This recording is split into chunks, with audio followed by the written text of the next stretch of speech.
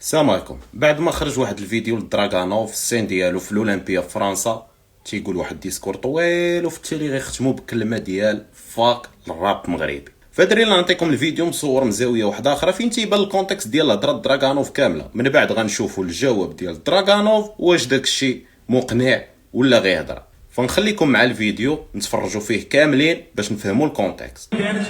حتى نجي لهاد لاصال هادي، هذا اول شو ديال دراغانوف في باري فرنسا.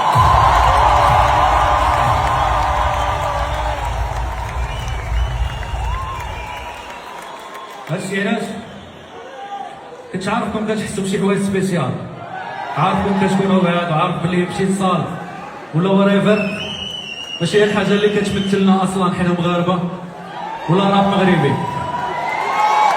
اسمح لي، هاد لاصين ما كنديرها لا الراب مغربي حتى شي واحد، كنديرها لراسي والناس اللي كيبغيوني.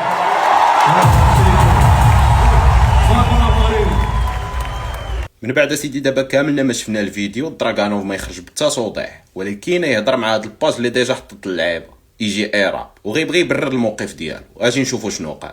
اللي بغى الكونفرساسيون كامله يتشيكي البوست، ولكن انا نمشي لجوج ميساجات حيت هما المهمين وتيلخصوا صراحه الهضره. هذا الميساج الاول هذا قراوه، والميساج الثاني هو هذا نقراوه كاملين. قال لك اسيدي الهضره ديال اللي دار شي لعبه يردها بحال الا هو داير لها الراب مغربي على اساس الراب مغربي محتاجو، انا طلعت لي فراسي اللي تيدير وما تيقولش. ولكن هذا الشيء ما بقاش مسلك. دراغانوف سجل وميكسا اكثر من 300 تراك في الراب مغربي.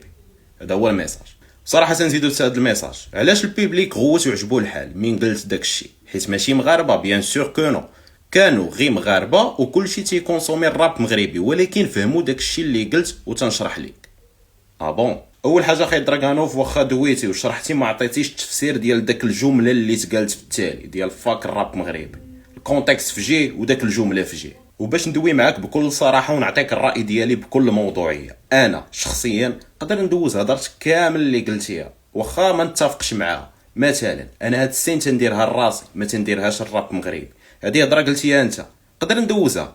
وتا داك اللعيبه ديال داك لي رابور اللي تتقول عليهم تيقولوا هادشي درناه الراب مغربي ما تتعجبكش، نقدر ندوزها واخا ما متفقش معاها، حيت دوك الروابا عرفوا بحق الراب مغربي وداك الشيء اللي عطاه لهم. دونك فاش يديروا شي لعيبه وشي انجاز في الكارير ديالهم تيهديوه للراب مغربي ماشي للاشخاص. ربما السبب اخي دراغانوف هو الحقده بسبب المساوس وبعض الاشخاص اللي فريمون شوف توصل لي طاب الانسان اللي قد يحقد في مره. ولكن جيت نفكرك اخي دراغانوف بلي هاد الارقام اللي عندك، هاد الشهره وهاد الحب د الناس والله يزيدك، لا باز ديالهم هو الراب مغربي. ونعاود نقول لك نقدر نتفهم الحقده والحماس فوق لاسين، ولكن فاك الراب مغربي ما سبيتيش الاشخاص اللي سببك في الحقده، وانما سبيتي الموفمون والكولتور. فبعض المرات تيكونوا لعابه تيطيحوا بالتوني وتيتسبوا، ولكن تتبقى السميه ديال الفرقه هي الكبيره. كما قراونا كاين فرق ما بين الدوله كافراد وما بين الوطن كالتراب.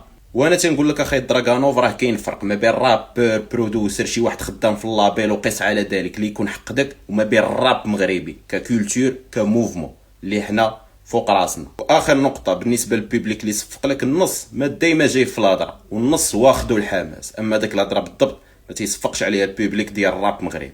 هذا ما كان. تحياتي.